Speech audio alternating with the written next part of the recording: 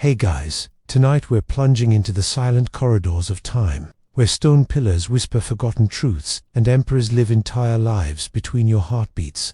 Imagine a thick northern Indian dusk, crickets chirping like soft static, the river curling like silver ribbon, and somewhere, behind sandalwood gates, a child takes his first breath in a palace too grand to sleep peacefully in. That child is you. You're born into the Mauryan dynasty, third ruler in a line founded by the iron-willed Chandragupta. Your grandfather wrestled power from the Greeks and made sure everyone knew it. Your father, Binjasara, rules now, a man with 16 wives, 101 children, and a political headache that could flatten a yak. You're somewhere in the middle, technically a prince, but not the favorite, not even close.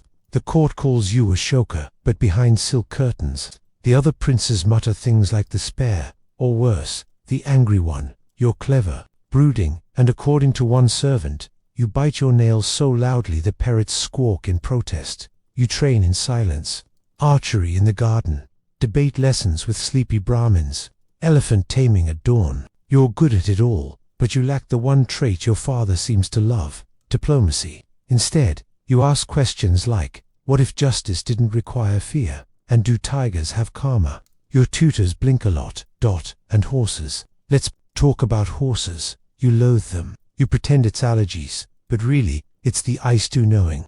When you're 9, a horse sneezes on you.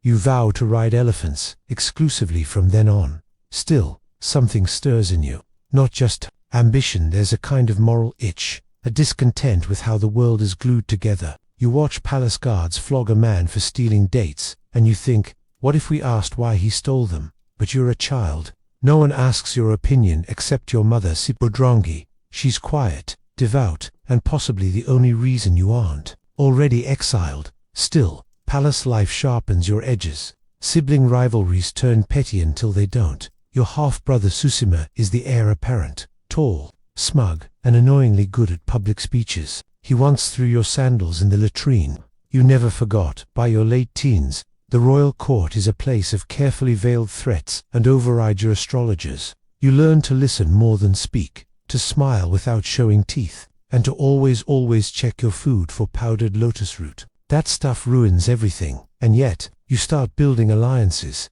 One general finds your ruthlessness refreshing. A few ministers admit they prefer your hard questions to Susima's soft compliments. You win your first governorship before 20, sent off to Takshashila restive province, where rebellion simmers like a forgotten curry. You're expected to fail. You don't single quotes T. Instead, you stabilize the region with an odd mix of iron discipline and surprising mercy. You even hire a poet to rewrite tax laws in verse form. It doesn't work, but hey, you tried. Quirky move. That's when whispers begin. Maybe Ashoka should be next. Maybe the throne deserves someone more.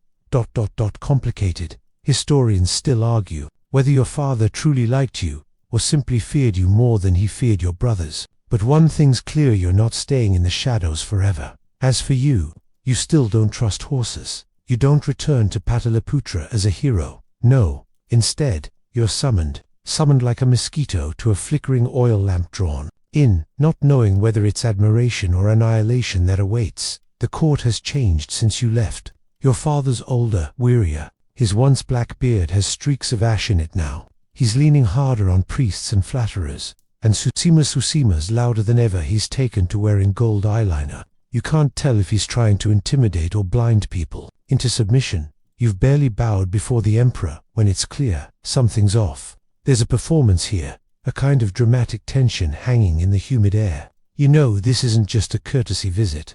No one smiles when you're announced. One minister starts visibly sweating. Another pretends to faint, which is an overreaction even for you. Then the trap snaps shut. Exile. Not death, not imprisonment, just banishment. A political sneeze. You're to leave the capital immediately and govern a distant, dusty outpost. Kosambi, a land where even the parrots sound bored. But here's the thing, exile doesn't feel like punishment. It feels like training. You take the chance and make Kosambi your proving ground. You rebuild roads, lower grain taxes, and organize grain distribution during a sudden drought. People start chanting your name at market stalls. Someone sculpts your face into a jackfruit. That one you don't love. You live simply well, by royal standards. Fewer silk cushions, more scrolls. You start rising before dawn, reading treatises on law, agriculture, even philosophy. You get obsessed with irrigation. Once, you design a drainage system so intricate, the local rats stage a protest. But the loneliness creeps in. You miss your mother's voice. You miss the thrill of palace games, even if they were rigged. You write letters, though you never send them, especially one to your elephant friend, Padmaka, back in Takshashila. Yes, your elephant had a name and a temper. She once crushed a tax collector's cart because he sneezed near her bananas. Word arrives of your father's declining health. The succession talk ignites like dry tinder. Susuma is already acting like emperor, issuing proclamations and polishing the throne with imported beeswax. You're not even mentioned. And then, quietly, curiously, your exile ends. A summons urgent, tense. This time you ride, but not on a horse. Never that. You arrive not in glory, but in shadow. You pass beggars who don't recognize you. You pass ministers who pretend not to. Your father is dying, pale, whispering, clutching some unseen thread. He reaches for Unit Susima. You hold his hand. You don't cry, but something in you sinks. Quietly, then he's gone, and the palace erupts. Succession becomes chaos. Susima declares himself ruler before the cremation fire cools. You say nothing for a while. Just observe. Wait. You move your supporters like chess pieces. Reposition governors. Quietly send elephants to strategic places. Padmaka is one of them. And then, the inevitable, a clash of brothers. The records are hazy, either deliberately or dramatically so. Some claim you killed Susima in ritual combat. Others say he slipped and fell into the cremation pit. A few suggest you locked him in an iron cell, nicknamed Hell on Earth, a place with no doors, only echoes. Historians still argue whether that's true, or just juicy folklore. But one fact remains: you win. You emerge, scarred but unbroken, to claim the throne of the Mauryan Empire. The coronation is awkward. People cheer, cautiously. The air smells of incense and conspiracy. One noble gifts you a sandalwood fan. Another gifts you a sword, still sticky. You don't smile. Not yet. Now the throne is yours. But it doesn't feel soft. It feels like stone. You sit on the imperial seat, gold, take some crushed pearls for flair, and it creaks, just slightly, like it's testing your weight, asking, "Are you ready for this?" You don't answer. You just adjust your robes and start issuing orders. No time for pageantry. Your rule begins the way a storm does, not with thunder, but a sudden change in air pressure. The court quickly learns to speak less and bow more. You remove a few ministers. Okay, many ministers. Some retire quietly. Others retire permanently. One flees, the city disguised as a melon vendor. You let him go. You're not unreasonable. You've always believed in control, not chaos. Not cruelty, but a precise, surgical sort of fear. So you build what comes to be known as the Chandashoka phase. Ashoka, the terrible Ashoka, the fierce. It's not subtle, but it is effective. Spies bloom like mushrooms after rain. Your secret police are everywhere: temples, kitchens, even puppet shows. One jester gets caught mocking your sandals. He's reassigned to grain duty in the Himalayas. Harsh, yes, but your sandals were exquisite. Justice becomes swift. You revive the notorious torture chamber known as Ashoka's hell, designed to mirror the punishments of the afterlife. Every detail is symbolic, every echo calculated. You visit once, for inspection. You don't return. Still, you're not mindless in this cruelty. There's method in the madness. You tighten the bureaucracy, reorganize the tax system, streamline trade with Persia and Hellenistic territories. Merchants grumble, then praise your consistency. Farmers, surprisingly, like youth, they get better canal systems, more stable grain prices, and fewer drunk tax officials stumbling into their fields. You dine alone, most nights, surrounded by scrolls, maps, silence. Even your meals are clinical: boiled barley, lentils, a raw mango on feast days. One time, someone sneaks in sugarcane candy. You eat it in the dark, eyes closed. You never mention it. Then come the whispers. Too harsh, say some. Too bold, say others. But no one says it loudly. You expand the empire's reach through steady conquest, not flamboyant battles. No elephants storming rivers, no parades of chained kings. Just fortress after fortress, bent knees and signed treaties. The Mauryan borders stretch like ink bleeding on silk. And then, Kalinga, a wealthy, defiant kingdom by the sea. Independent, proud, strategically inconvenient. You don't really want war, not at first. You offer terms, they scoff. You offer again, they scoff harder, so you raise your banner. The Kalinga War is quick but devastating. Entire hills echo with the clash of steel and screaming. You don't lead the final charge, you watch from a rise, your face unreadable, your elephant motionless beneath you. When the dust settles, you descend into the wreckage, bodies everywhere, not just soldiers, civilians, children, old women with broken bangles, dogs sniffing at ash heaps. You don't look away.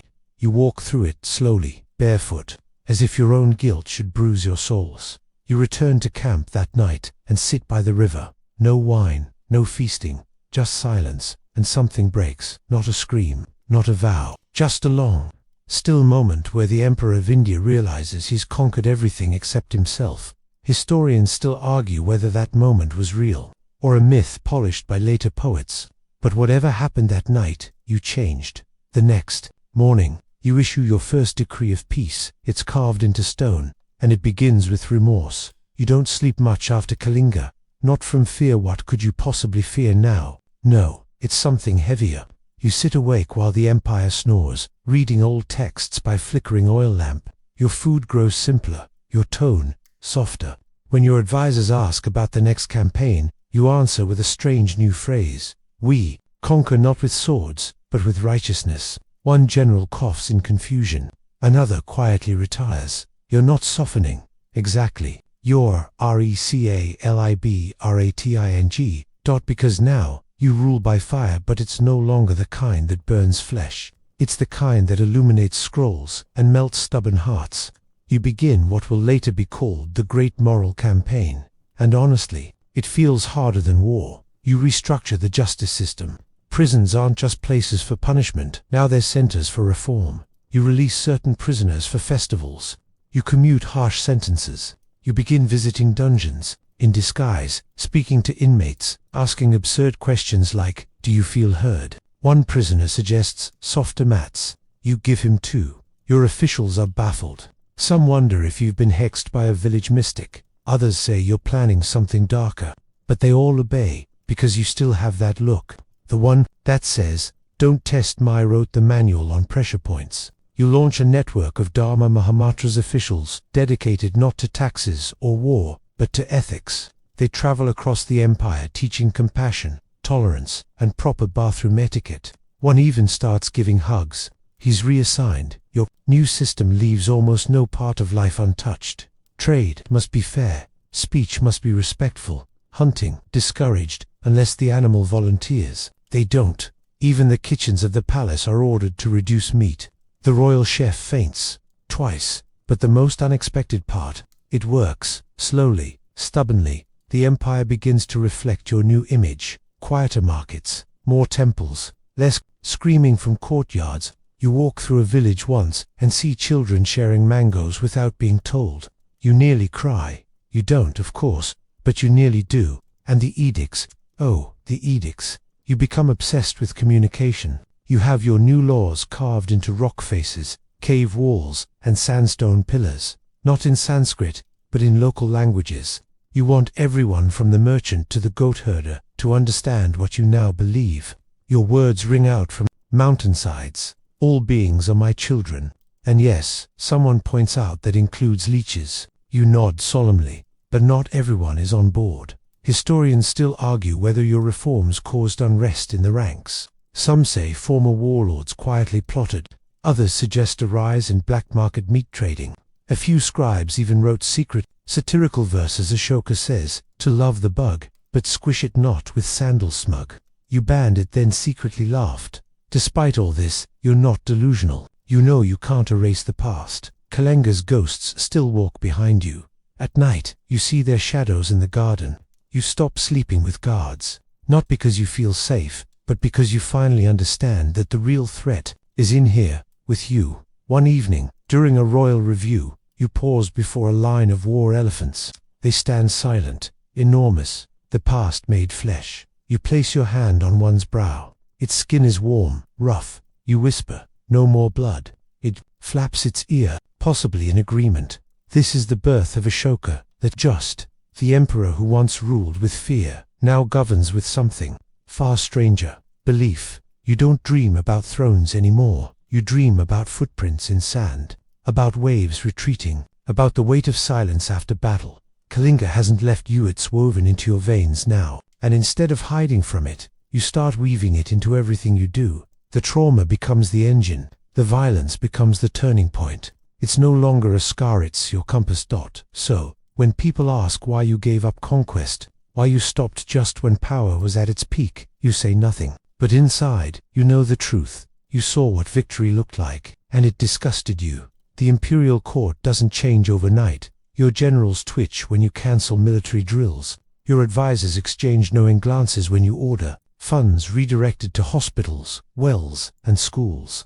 One noble openly asks if you've been hit on the head with a coconut. He's politely reassigned to the outer provinces. You issue a formal declaration. Never again will the empire wage war unless absolutely necessary. Instead, you announce the conquest of the heart dam of Igia, the victory of virtue. Stone pillars across the land carry the words, their letters chipped by wind, but still somehow trembling with meaning. Even the forest tribes, though not subject to my administration, have been moved by Dharma. Historians still argue whether that was idealism or propaganda. Did they truly follow you out of love or fear of your reach? No one knows. But the jungle paths quieted. The swords grew dull. You commission roads not for armies, but for pilgrims. You standardize weights and measures not for tax, but for fairness. And while merchants still grumble, merchants always grumble, the people begin to smile again. A child in Magadha sings a song about the Emperor of Mercy. You're told about it. You pretend not to care. You memorize the lyrics. You visit villages, now, not in grand processions, but on quiet elephants, unannounced. He'd sit under banyan trees and talk to farmers. You ask questions like, how does your daughter feel about the harvest? They never know how to answer that. You smile anyway, and you stop hunting. Entirely. A prince once boasted about spearing a deer. You told him, without blinking, that deer might have been your uncle in a past life. He laughed nervously. You did in single quotes. You begin outlawing animal sacrifices, not just in court, but in temples too. It's a slow process. Priests protest.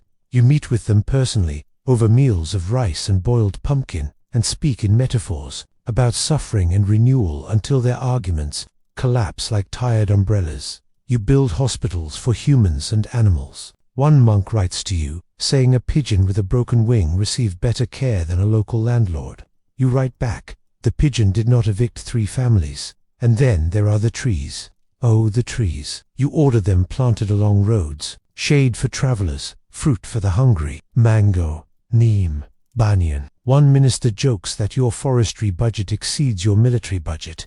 You raise an eyebrow. He immediately offers to plant 3 more orchards. You attend religious debates, sit for sermons, and once spend 6 hours listening to a monk explain the ethical consequences of squashing a mosquito. You don't squash it. It leaves on its own. Through all this, you start to change not just in your policies, but in your body. Your face softens. You speak more slowly, like each word is a grain of rice being counted.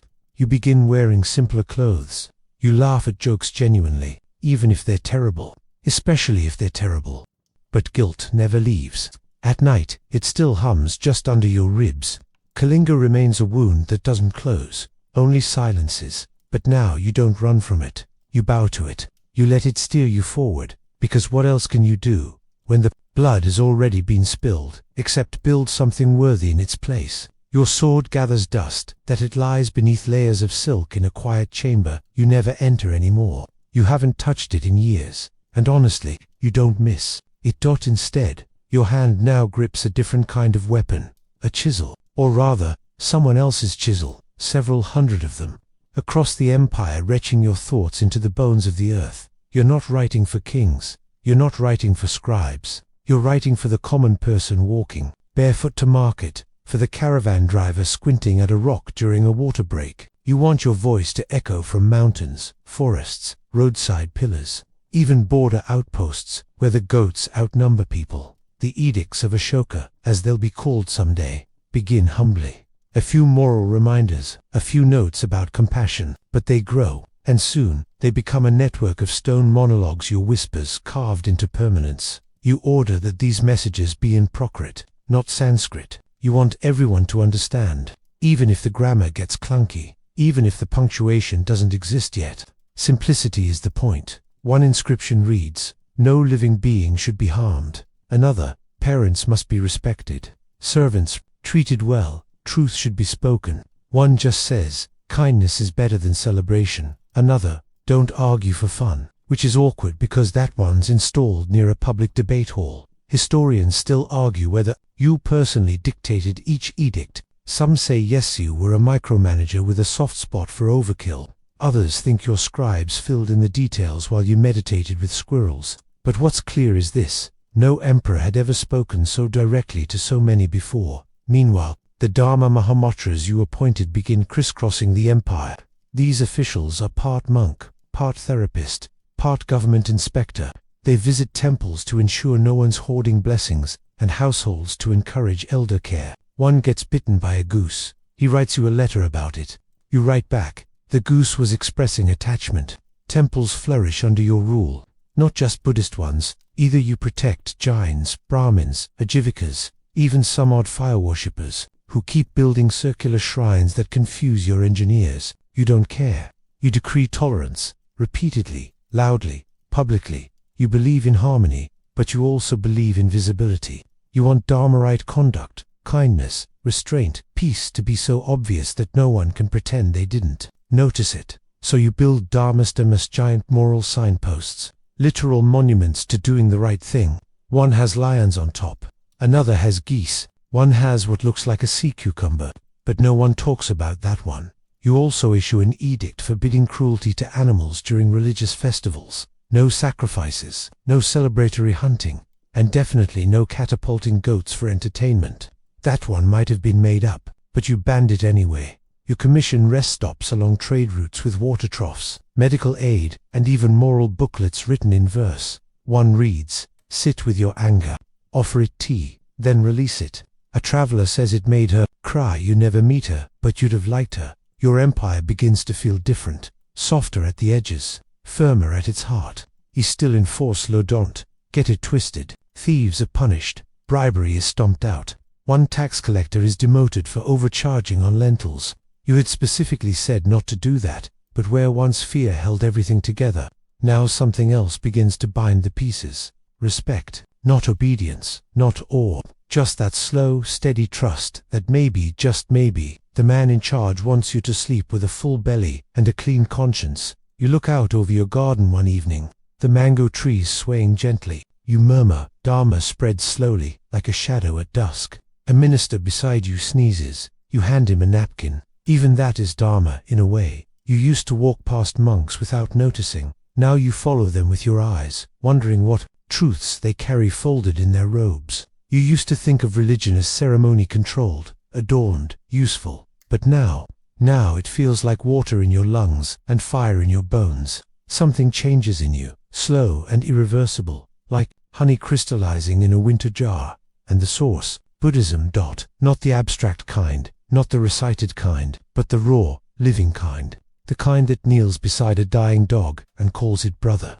The kind that looks at suffering not to run from it, but to bow to it. You don't just admire it, you crave it. You chase it like a man chasing his own reflection in a river. Your journey inward begins quietly. A sermon beneath a fig tree. A conversation with an old monk who has only 3 teeth and more clarity than your entire court combined. A book of verses wrapped in silk, smelling faintly of old incense and mango leaves. You begin to meditate. At first it's just sitting. You fidget, your legs ache, you think about lunch. But slowly, gradually, something shifts.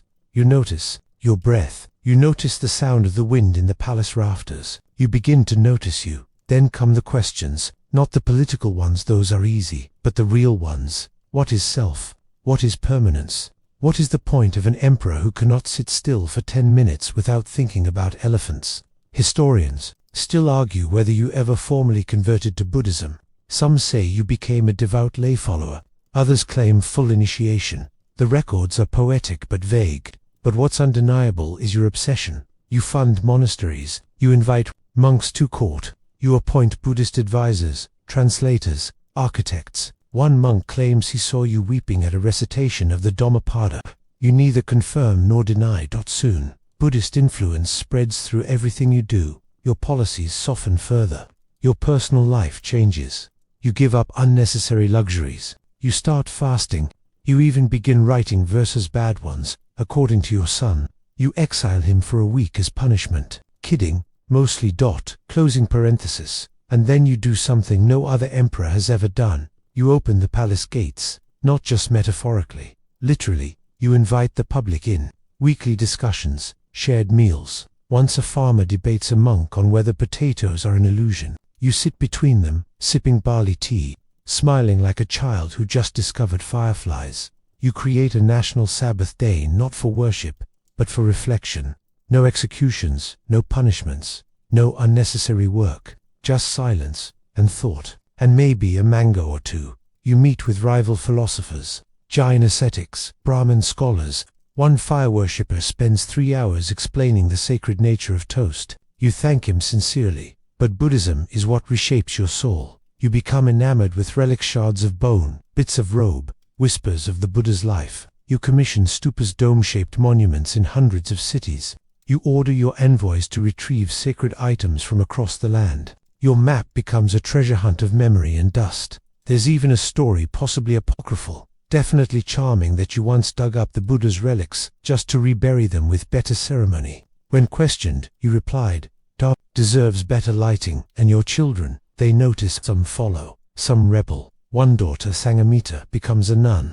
You beam with pride. She later helps carry the Bodhi tree sapling to Sri Lanka. You call it your greatest diplomatic mission, but there's a part of you that still doubts, that still wrestles with the irony. You caused unimaginable suffering, and now teach the path to end it. At night, you light a single lamp and sit alone, whispering sutras under your breath. Not for an audience, not for edicts, just for peace, just for forgiveness. Maybe even your own. You've stopped chasing immortality, not because you've accepted death. Let's not get too enlightened, but because now you're building something that doesn't need your name carved into it. Your empire is no longer about your face on coins. It's about Dharma etched into stone and stitched into daily life like golden thread in a plain robe. And building this Dharma empire, turns out, it's messier than battle. You start with language, a dozen of them, actually. Your edicts must be understood by shepherds in Kashmir, merchants in Bengal, fishermen in the south,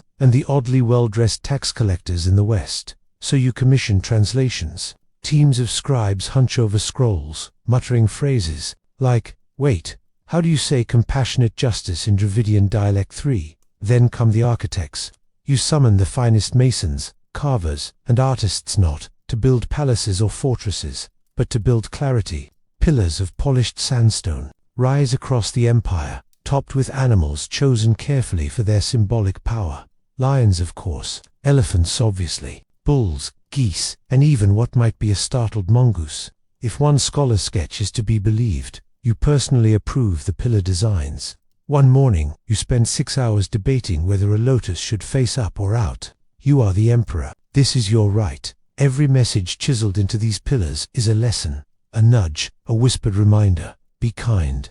Be fair. Honor your parents. Respect other faiths. Don't kick dogs. You avoid lofty philosophy. You aim for lunch-table morality, simple enough for a child, profound enough for a monk. And beyond the rocks and relics, you build systems. You institutionalize Dharma. There are Dharma officers now trained, funded, dispatched across the land. They don't collect taxes. They don't punish rebels. They listen. They teach. They investigate complaints about unfair treatment. They recommend wells where there are none, and warn against gossip in crowded marketplaces. One even starts a campaign to encourage people to greet their neighbors with kindness. A nobleman asks, "What if my neighbor smells like fish?" The officer replies, "Kindness smells better." You're told about it. You laugh for a full minute. Your bureaucracy becomes a strange blend of government and moral compass. A court case about land boundaries includes a debate on karma. Marriage disputes are sometimes settled with group meditation. Someone tries to sue a cow. You dismiss the case, but pet the cow. Historians still argue whether your Dharma officers made any measurable difference. Some claim they were just glorified messengers. Others believe they quietly changed the social fabric forever. One edict even claims people no longer kill as they used to, which sounds vague until you remember how things used to be. You build rest houses along major routes, staffed with caregivers, stocked with water, sometimes even small libraries. You install herbal gardens near towns. You arrange for medical treatment for both humans and animals, and innovation even your critics have to admit is, well, kind of brilliant, and your reach doesn't stop at borders. You send messages to foreign kings, not threats, but friendly dispatches, letters of peace, gifts of learning. You write to the Greek kings Antiochus, Ptolemy, others with more syllables than sense, and offer your ideas about Dharma. You include translations, probably with helpful footnotes. Did they respond? Historians still argue, but that's not really the point, is it? Because this isn't about conquest anymore. It's about planting ideas like seeds. One day, you visit a village where children are gathered around a Dharma stone, taking turns reading aloud. One girl stumbles on a word. Her brother helps her. No one laughs. You watch from the shade of a neem tree, unseen. And for just a moment, the wind lifts your robe, the dust glows gold in the light, and you believe, truly believe, that this empire, this strange new thing you've built, might outlive you. You wake each morning with the soft weight of time on your chest, not the rushing kind that presses kings into decisions they'll regret by lunch, but the slow, aware kind, the kind that comes when you've lived long enough to see your own laws weather down like the very pillars they're carved into, and you're still standing, a little more bent, a bit more quiet, but standing. Your empire is in a strange, beautiful phase. It breathes like a sleeping animal, peaceful, but still very much alive. By now, your court no longer fears your moods, they admire your stillness. Ambassadors who once delivered tribute with shaky knees now sit and discuss poetry with you over spiced tea. You no longer roar, you whisper, and yet, somehow, your whisper carries farther. One of your grandsons tries to mimic your soft-spoken demeanor. He spends an entire week giving whispered orders to terrified cooks who can't hear him over the clanging pots. You finally tell him, "Son, silence without wisdom is just poor acoustics." He laughs. You laugh harder. The cooks cheer. Your networkers, officers of peace, those meditative bureaucrats starts evolving.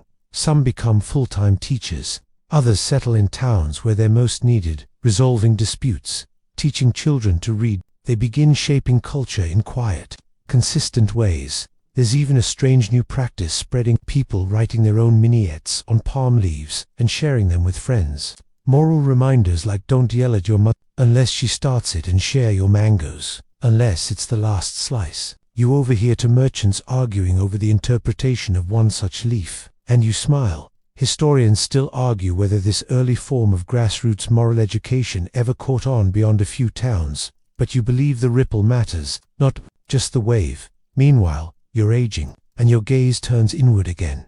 There's a story you start telling in private, usually when the moon is out and the fire's low. The dream you had after in it, the battlefield turns to ocean, and the cries of the dying become the song of monks chanting across the waves. You see yourself sitting under a tree, not as emperor, but as a beggar, smiling as ants carry sugar away from your palm. Some call it a vision. Some say it's guilt. You say it's memory from a life you haven't lived yet. The Buddhist monks you sponsor now come from many lands: Sri Lanka, Gondara, maybe even Alexandria. They bring scrolls, stories, arguments, and long meals that somehow always include lentils. You encourage disagreement.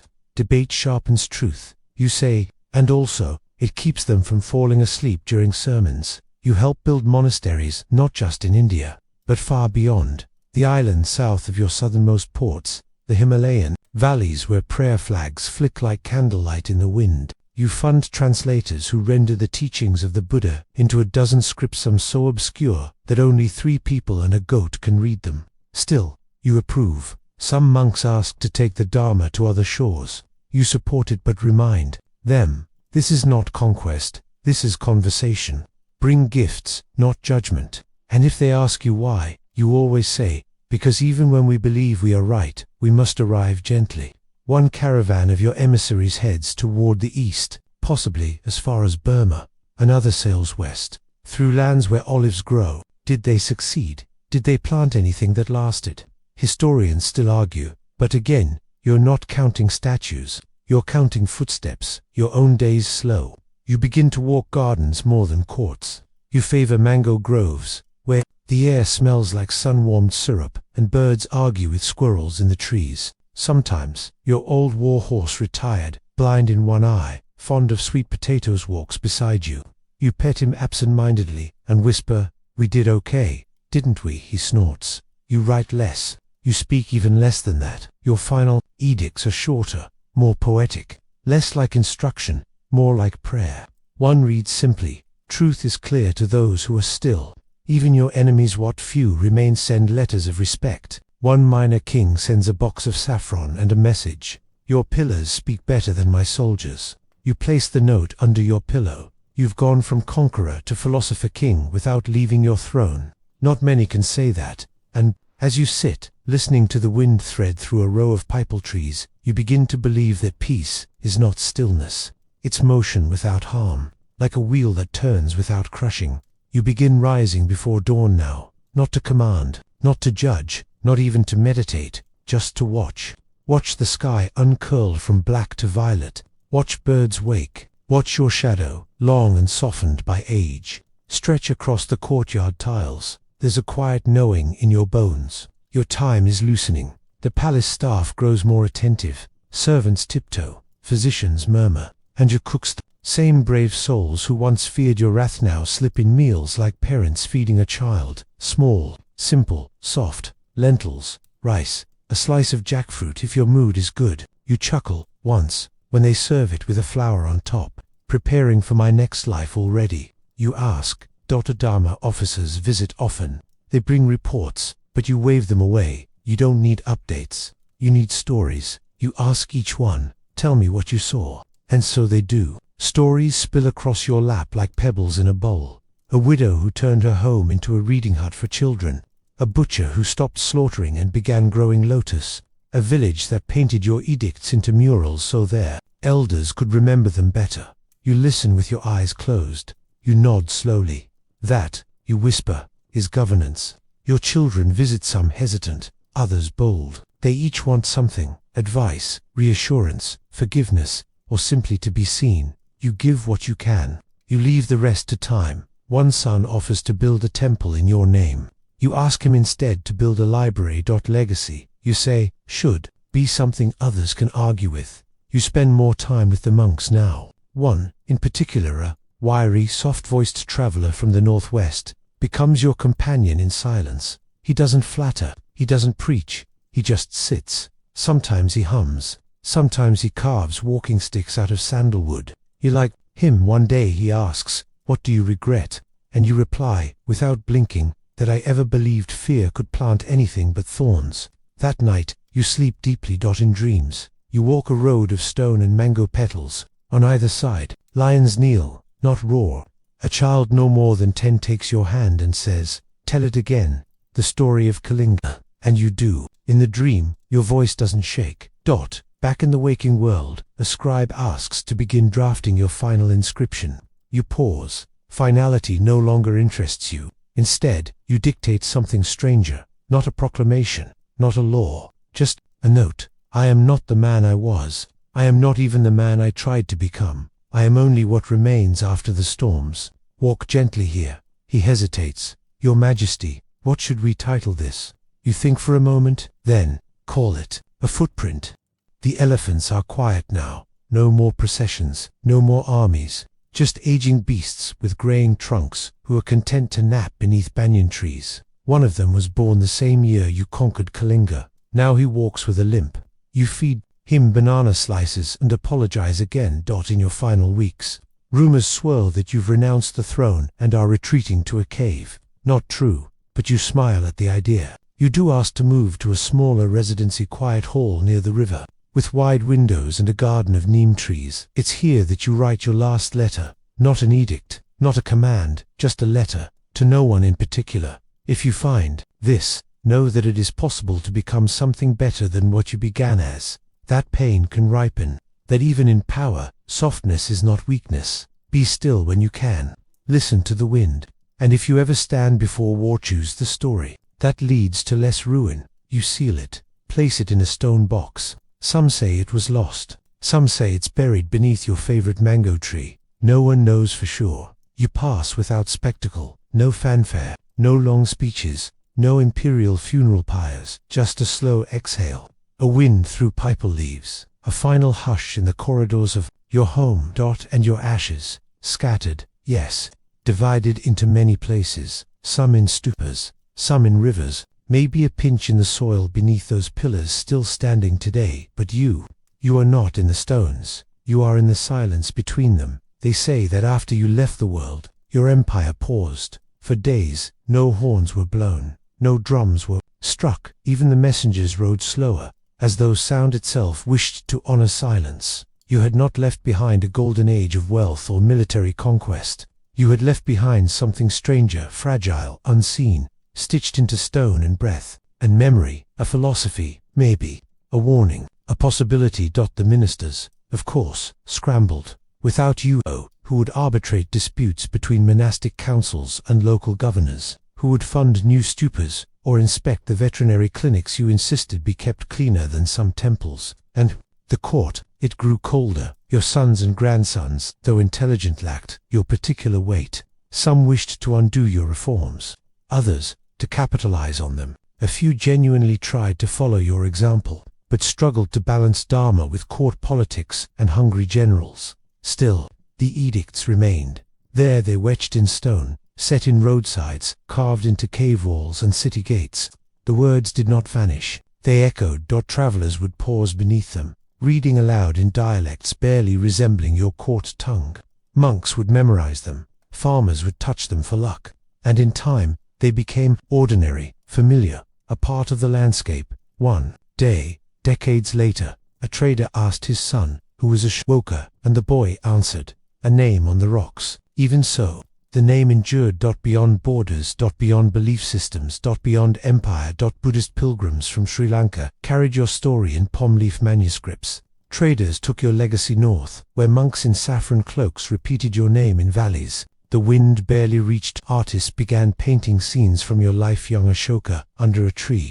Remorseful, Ashoka kneeling at Kalinga. Wise Ashoka, surrounded by animals. Your pillars still stood, even after earthquakes cracked their flanks. In lands far from the Ganges, your edicts would be translated, then forgotten, then found again. One sat beneath centuries of moss until a monk mistook it for a boundary stone. Another was used as a village laundry line. Time did not care for your dignity, and yet something persisted. 1,000 years after your death, a Chinese monk named Zhuangzang traveled across India, tracing your footsteps. He wrote of your temples, your edicts, your strange journey from warlord to saint. He found ruins, yes, but also echoes. He claimed he could still feel your presence in the way villagers welcomed strangers, in the rules of local monasteries, in the softness with which farmers led their oxen. He was not alone. Kings rose and fell, cities burned and were rebuilt, religions bloomed, clashed, merged, yet you, dead, scattered, diminished, remained a ghost in the spine of the land. Then you were forgotten, but for centuries your name slipped into legend. The pillars lost their context. Scholars puzzled over them. Some claimed the inscriptions were mere decorative patterns. Others dismissed you as myth. It wasn't until the 19th century that your voice was rediscovered. A British archaeologist, James Prinsep, began studying the Brahmi script. The symbols made no sense at first, just a tangle of loops and slashes. But with care, with obsession, he cracked them open. And there it was, Devanampiya, Piyadasi, beloved of the gods. He who looks kindly upon all beings. Prinsep didn't. No, it was you. Not yet. But as more edicts were found across thousands of miles, a pattern emerged. A man who ruled most of the subcontinent, who abhorred violence, who banned animal sacrifices, who spoke of compassion and mercy and restraint, could only be one figure. Ashoka. Your name rose again, in lecture halls, in dusty libraries, in whispered awe among monks who had never stopped venerating you. Your legacy, fractured, contested, glorious, was pieced together like a jigsaw of stone and memory. The modern world, for all its steel and smoke, paused to listen. India, reborn centuries later as a republic, chose your lion capital as its emblem. The wheel of Dharma from your edicts now spins at the heart of its flag, and schoolchildren, across continents, learn your name not because you conquered, but because you stopped, because you changed, because you told the truth, even when it cracked your own crown. You, the emperor who turned toward peace, became something impossible, a ruler remembered not for how he reigned, but for how he repented, and that is a different kind of power. And so, history bent just slightly because of you. You never meant to be a myth. You were not born under stars that sang prophecies, nor cradled by gods. You were just a boy, once, then a brother, then a warrior, then a king, and in the end, something rarer still, a man who changed. The pillars still stand. In rain and thunder, sun and dust, birds perch atop them, children climb their bases, tourists snap photos, not always knowing what they're seeing, but the rock remembers. Stone does not lie, and your voice, cut in your own hand, your own thoughts, has outlasted empire, fire, erosion, and forgetfulness. The edicts are still whispering, like the one in Gurna, where you wrote, "All men are my children. What I desire for my own children, I desire for all men." It sounds soft, but it wasn't weakness. That was your strength. When the world expected domination, you offered empathy. When they expected conquest, you chose confession. You became the emperor who built more than walls. You built memory. In the northern lands, the stories of your transformation traveled across the Silk Road. In the East, in Korea and Japan, Buddhist monks copied your Dharma into scrolls. In Tibet, your name was recited in morning prayers. In Thailand, they painted you seated beneath a tree, eyes closed, a gentle smile touching your lips, not the smirk of kings, but the smile of peace. Your idea of rule, ethical, humble, accountable, was alien to many rulers who came after. Most ignored it. Some feared it. A few tried to imitate it, but none matched the depth of your turnaround, the sheer moral scale of it. You are not remembered because you were always good. You are remembered because you were willing to become good. And yet, even that is only part of you. Ashoka the lawgiver, Ashoka the animal protector, Ashoka the temple builder, Ashoka the missionary king, Ashoka the remorseful, Ashoka the forgotten. And always, Ashoka the human. Did you still feel guilt in your final years? Did the cries of Kalinga haunt you as dreams? Were your Dharma inscriptions attempts to silence them, or to answer them? Perhaps both. You knew the world could not be healed overnight, but you tried anyway. You wrote, in one lesser-known edict, progress is made in small steps. A man may sleep on the road, but the road remains. You believed in trying. In planting mango groves, not for yourself, but for future travelers. In banning meaningless ritual and encouraging inner reflection. In hiring female officials to protect the rights of women unheard of. In your time. In giving people space to believe differently, even when you held beliefs yourself. You had power, absolute power, and you chose to use it for reflection, education, and non-violence. This did not make you a saint. Saints need not govern. Saints need not deal with irrigation disputes and rebellious princes and bureaucrats who fall asleep in council meetings. You were more complex, a ruler who learned from pain, a victor who repented, a man who loved, ruled, and grew. There's something soothing in that, something quiet and reassuring, that even those raised in the storms of conquest can learn to rest in peace, that the bloodiest warriors can choose stillness, that redemption is not only a fable, but a path carved through history by stone, edict by edict. You once wrote, "He who does good, does so for this world and for the next." Perhaps this is why your story endures, because it suggests that we are not bound by our worst moments. That change is not only possible, it is royal, even if no one remembers your real voice. Even if no one can tell where your ashes were laid, even if your empire has long since faded into dust and myth, you are still speaking. In the cracked syllables of stone, in the flags of a republic, in the prayers of travelers who never knew your face, and in the soft hush of night, when someone perhaps centuries from now reads your words by lantern light and thinks, yes, this, too, is power. But even power, even purpose, even peace, fades. In your twilight years, your body began to betray you. The knees that once climbed fortress steps now ached with each temple visit. Your fingers, once so steady when drawing vows or carving edicts, began to tremble when holding a stylus. And still, you ruled. Still, You walked the Dharma path, one slow footfall at a time. You wrote fewer edicts now, not because the thoughts had ceased but because the time had come to watch, more than act. You had built enough for a lifetime. Now you listened. You spent your evenings with monks not for debate, but for stillness. Sometimes you'd ask them to chant softly as the sun dipped below the horizon, the words flowing like wind over water. You didn't speak often, but your eyes were always watching. You visited your pillars. You walked the gardens. You watched a civet cat steal fruit from a bowl and smiled for minutes afterward. People said you had changed, but by now, change was no longer new. It was your way of life. And yet, not all was peace. Your family, like most royal families, had become restless. One of your sons, Kanala, born to your queen Padmavati, had lost his eyesight years ago, the victim of palace intrigue. Though he was intelligent and deeply spiritual, there were whispers. A blind man cannot rule an empire. Another son, Tivala, once considered the heir, died before you, so you turned, perhaps out of hope or desperation, to your grandson. Dasharatha. He was young, too young, but something in his eyes reminded you of your younger self, sharp, skeptical, too curious for safety. You began grooming him, hoping he would carry your Dharma forward, but you knew the world wouldn't stay gentle for long. You had seen it too often. When a strong ruler dies, the vultures gather, even before your death. The cracks had begun. Some of your edicts were defaced. Local governors delayed Dharma enforcement. Old generals grumbled in private that the army had grown soft. Priests of other sects resumed their sacrifices behind closed doors. You didn't fight them. You let go, a soft whisper to yourself. Let the road remain, even if the traveler changes. In your final days, you spent time where it all began, Pataliputra. The capital was still grand, still buzzing, but you no longer saw it as a place of power. To you, it had become familiar. A fading silhouette, a chapter you asked to be taken outside the palace walls one morning. Just past dawn, you wanted to see the Ganges again. They carried you on a litter, your legs too weak to walk. You said nothing as they placed you beneath a peepal tree.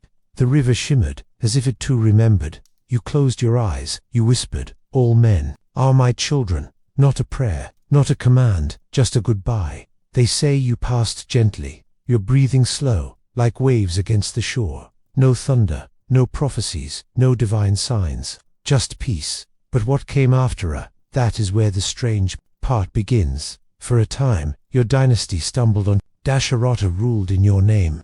He tried to preserve the pillars, maintain the groves, keep the edicts circulating. But the world was shifting. India's kingdoms turned inward once more. The Mauryan flame dimmed. By the next century, your name was already fading. By the second, it was nearly gone.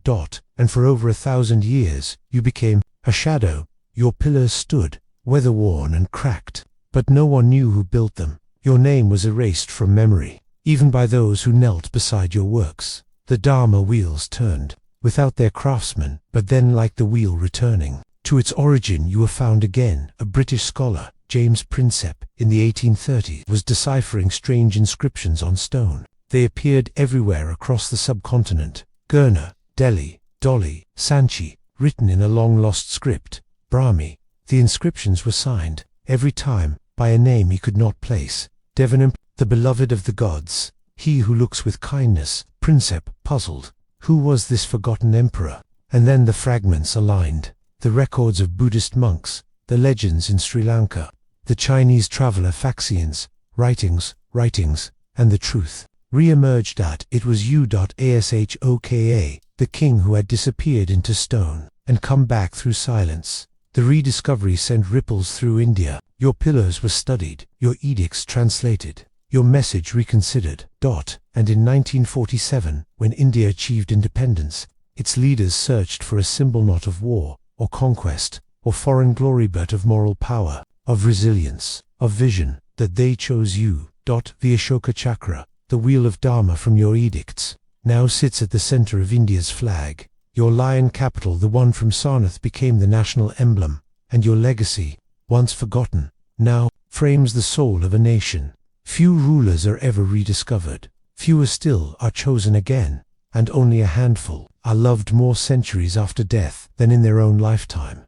Your story, in the end, was not about an empire. It wasn't about the blood you spilled, or even the borders you expanded. That was only the first chapter. The one you regret. Your story, the real one, was about what came after. You were not the first to conquer India. You were not the last, but you may have been the only one who tried to conquer it with kindness, not through sword or fire, but with stone, words, intention. You knew what others never dared to admit, that no fortress can outlast the quiet endurance of a single good act. You left behind no pyramids, no golden tombs, no massive halls of marble, just sandstone pillars, etched with sentences, not to praise your greatness, but to guide those who came after. Who does that? You did. In one edict, you told future kings, he who does wrong should be forgiven if he repents. In another, there is no higher duty than promoting the welfare of all beings. This wasn't politics, it was philosophy, carved into earth. There's a quiet dignity in that, and that's the beauty of your story. Doesn't burn like a fire, it glows. It simmers in the background of history, humming softly like a monk's breath. You weren't perfect, you made mistakes, you killed, you wept, you lost sons, friends, peace of mind, but you learned, and you tried, and you didn't just say sorry. You spent 40 years living it. How many kings can claim that? How many even bother? Today, when people think of Ashoka, they don't picture a conqueror. They picture a monk king, a Dharma warrior, the man who planted trees along roads and banned animal sacrifices, not because he had to, but because it was right. They remember your wheel 24 spokes, spinning through time. They remember the lion, capital 4 beasts, back to back, each facing a cardinal direction, each roaring in silent unity. But most of all, they remember that you changed, that you chose to change, that somewhere between the scream of Kalinga and the stillness of Bodh Gaya, you found your truest self, that you looked into the void of your own cruelty and didn't flinch but stepped forward into the light. And maybe that's why your story lingers, because all of us, each listener lying in bed right now, each student nodding off, each traveler drifting into dreams, we all carry something we regret, some Kalinga of our own, and we all wonder, is it too late? Your life is the answer. It is never too late. You taught that not with sermons, but with silence, not with gold, but with stone, not with judgment, but with gentleness. You whispered to the world, change is not only possible, it is beautiful. And when you died, no mausoleum was built, no grand tomb erected. You left only footprints and pillars and peace. It's late now. The night has deepened. The room is still. The river of sleep is near. So lie back, close your eyes, and remember the man who began as a sword and became a whisper. Good night, Ashoka. Good night, Emperor of Peace. Good night. The years pass like wind now. Your days grow slower, your evenings quieter. You no longer ride through cities or receive envoys in jewel-studded courts. Instead, you spend hours in the garden behind your monastery-like quarters, watching squirrels nibble at grain bowls you had placed there yourself. You don't speak much anymore. Your grandchildren run past your feet. You smile faintly. Your bones ache, but your heart feels strangely light. You are no longer the man who screamed across Kalinga. You are no longer even the one who issued the first edict, trembling with guilt. You have become something quieter, something settled.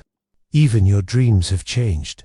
No longer haunted by battlefield cries, they're filled with soft forest paths and the rhythmic chant of monks. You take long walks alone.